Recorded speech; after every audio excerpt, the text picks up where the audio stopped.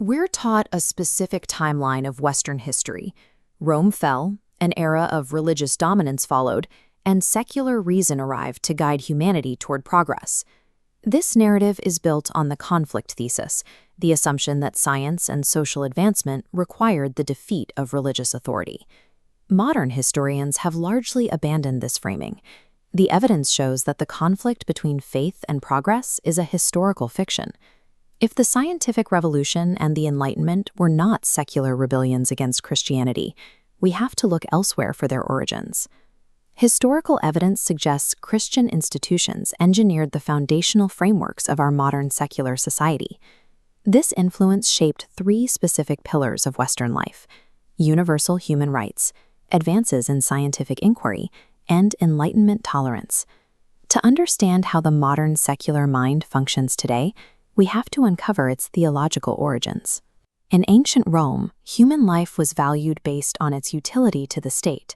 Infanticide was a legal method for managing unwanted children, and the enslaved population was viewed as lacking an interior ethical life or inherent rights. The early Christian doctrine of the sanctity of life introduced the concept of radical equality. By prohibiting infanticide and providing financial support for widows, the Church established a legal precedent where every individual possessed value, regardless of their social rank. In the 13th century, Thomas Aquinas formalized this into natural law. He argued that certain rights are woven into human nature by a rational creator, making them independent of a king's will or a person's class. This was the first step toward universalizing human value. This concept of inherent rights moved from medieval theology into the work of early legal theorists like Hugo Grotius, forming the basis of international law.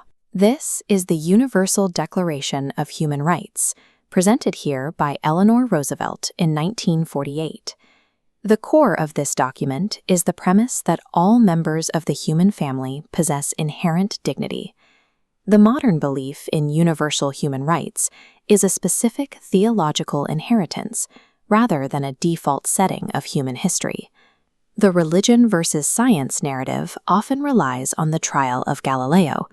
However, historians now view his house arrest as a political dispute between the Pope and the Florentine court, rather than a symptom of institutional hostility toward science. After Rome collapsed, literacy in Western Europe was preserved almost exclusively within isolated monastic communities on the fringes of the continent. Monks meticulously copied ancient manuscripts, saving the poetic and philosophical works of antiquity from being lost to time. Over time, the cathedral schools established to study these preserved texts evolved into the university system.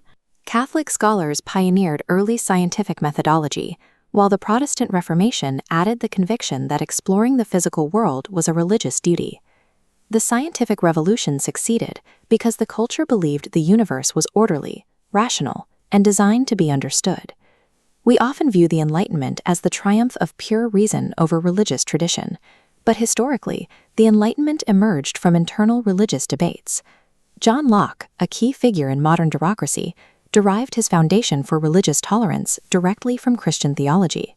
This alignment of faith and reason fueled the anti-slavery movement and other major social reforms, as early evangelicals applied Enlightenment optimism to their missionary work. Rationalism and tolerance, the primary tools of secular critique today, were first refined inside the Church as a means of settling internal disputes. Regardless of an individual's personal beliefs, the hidden architecture of the Western moral system remains tied to this history.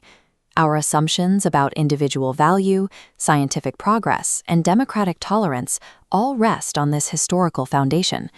Acknowledging this connection is not an argument for religious belief, it is a requirement for historical literacy. If we lose the context of how our secular values were formed, we lose the ability to understand what holds our civilization together.